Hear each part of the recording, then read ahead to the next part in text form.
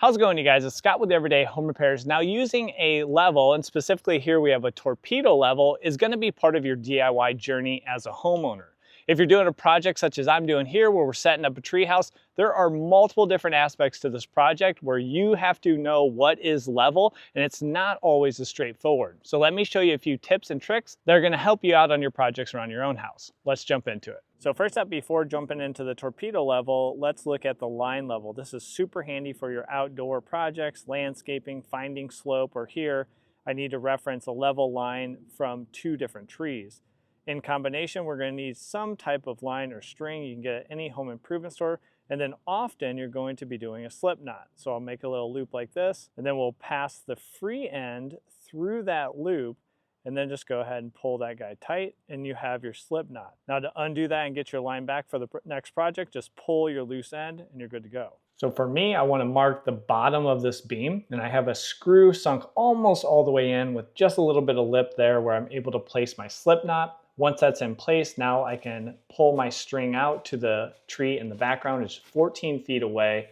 And just make sure that you pull the string tight. You do not want any droop in your string because that will lead to error when you're trying to find level.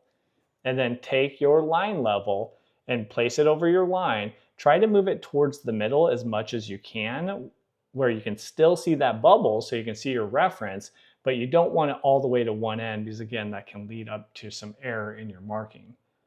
So I'll move it around to get the bubble where I want it.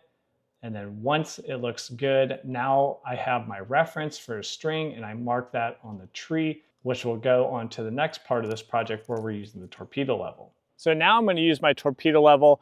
I've already bored out at my mark a 2-inch diameter hole for the barrel of what's called a tree tab. And now I have a 3/16 of an inch auger bit that I got to sink in here about 7 inches. Now, I have a rotary hammer drill, which I'm just using on the drill setting, a very long auger bit, so I'm way out there. And here's where your torpedo level, you want to make sure you have one with a magnet on the bottom, because now you can just attach that to a metal pipe or an auger bit like this and have your reference. Now, it gets a little confusing if you're not used to a level. Just remember that when the bubble is on one side, that is your high side. So you need to drop that side to then move it in the middle and to make sure you're level. Now I'll check this multiple times with this auger bit as I drill in, because obviously I'm not going to leave the torpedo level on the auger while the drilling is going on.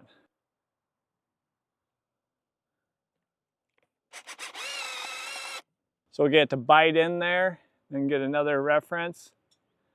Make sure I'm not going too high. I'll lower it down a little bit. And then continue drilling. All right, I'm gonna get this monster tab sunk into this tree and then show you a feature on most torpedo levels that homeowners simply don't understand, and that's this other horizontal vial. You see the normal level we use there, and then there's one over here with tick marks on it, and it has 1/8 of an inch, 1/4 of an inch, and it has measurement. Now, most homeowners don't know what that is or how to use it, so I'll walk you through an example because it can come in pretty darn handy.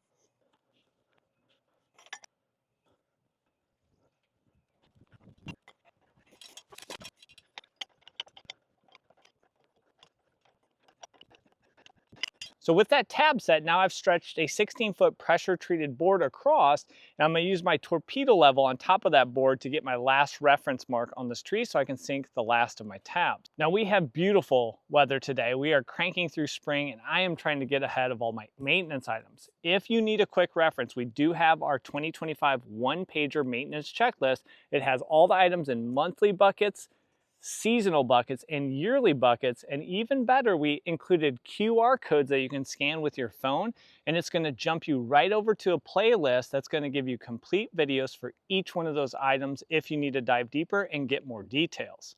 So you see a link in the description, or you can just scan this QR code if you're watching on your TV, print it out, hang it on your refrigerator, and just have that small reminder to stay on top of your maintenance throughout 2025.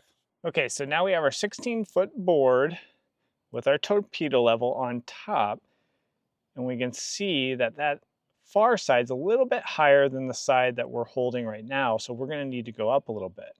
But here's where those little marks can come in handy. If we look over top, we can see there is actually fractions. There's 1/8 of an inch, 1/4, 3/8, and 1/2.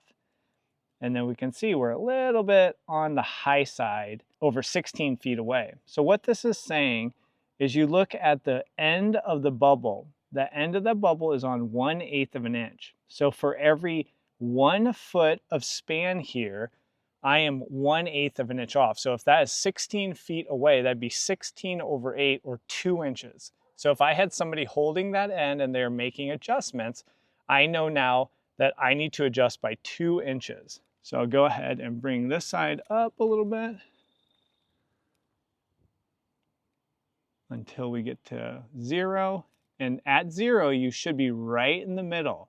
So it just gives you additional granularity and a little bit more on what your slope is. Additionally, there's cool ones like this DeWalt that have an adjustable pitch that make it really easy to find something like the pitch on your roof. So all you have to do is set it on your shingles and then just rotate until the bubble is perfectly level.